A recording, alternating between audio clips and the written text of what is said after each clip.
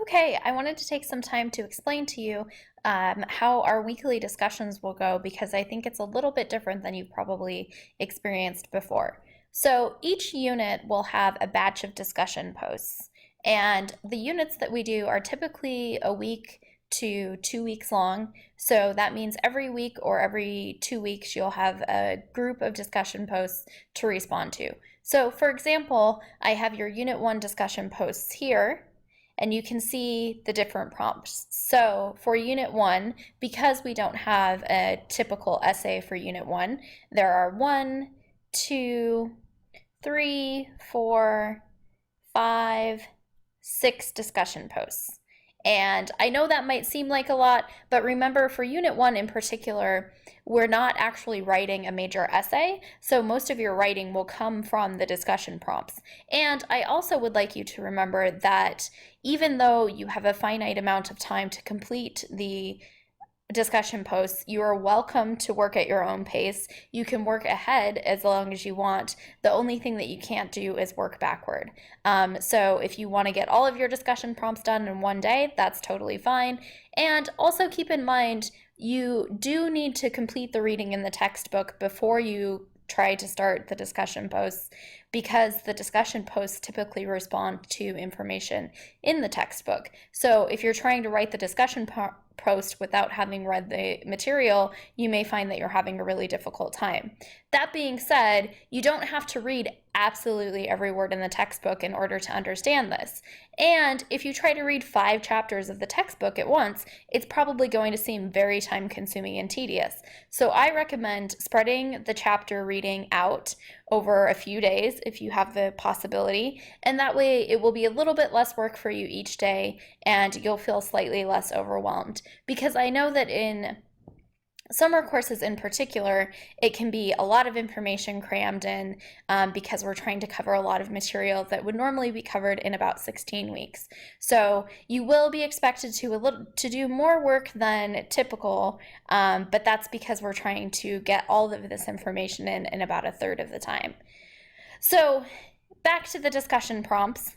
Each week you will have from Wednesday to Friday to post your initial discussion responses. So that means you need to post a response to each of the discussion prompts. So for Unit 1, again, I'll just remind you, you'll be responding to 6 prompts.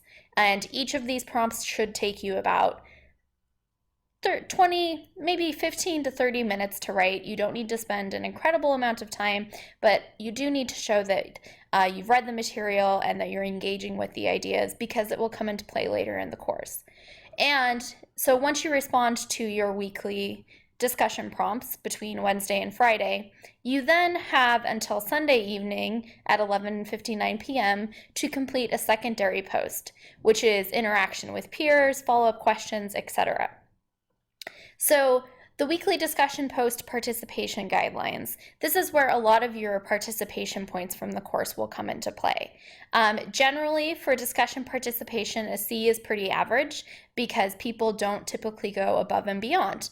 And that's totally okay. Remember, a C is average. In order to get an A, you need to go above and beyond. So I have defined the parameters for each of the levels of participation, and you can see that for our class, because once again we're working on a shortened time frame, an A level participations means 2 to 3 quality secondary posts, so comments on peers, information or questions or different ideas, spread out over more than one discussion thread and more than one day. So basically what I'm trying to do is encourage you to have an actual conversation with your peers, rather than just trying to think like, oh geez, I have to get these discussion posts done because Miss Neeson asked me to.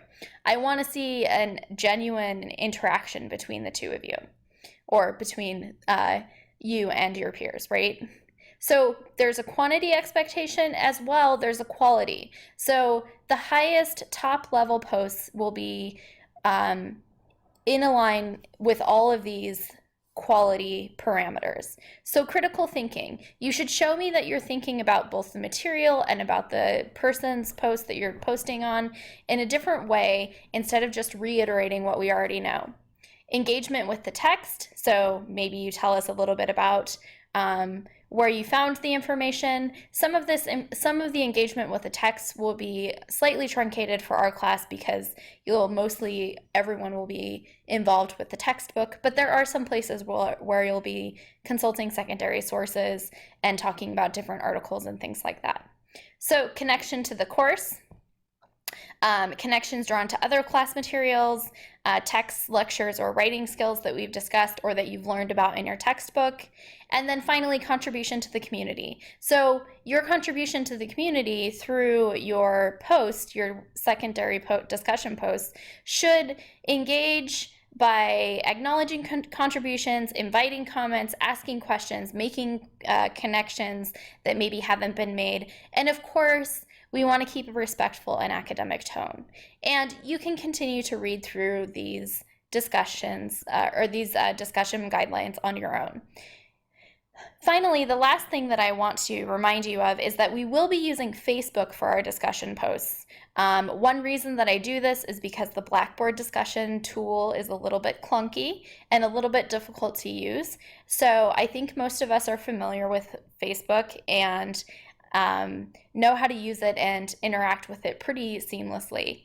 I will tell you that in order to use Facebook for our class, you only need to use it for our class. It's private for our class. Other people can't see what you're posting, and all of these things will help you maintain your private identity. You don't have to friend me. You don't have to friend any of your classmates. This is just a place for us to have a class discussion. And once the semester is over, then you can delete your Facebook and never use it again if that's what you choose. But if you're an avid user of Facebook, then rest assured that this won't interrupt your normal Facebook usage. So I think that addresses both Facebook, the weekly discussion posts, and the weekly secondary discussion posts, and your sort of expectations for participation and discussion in this class.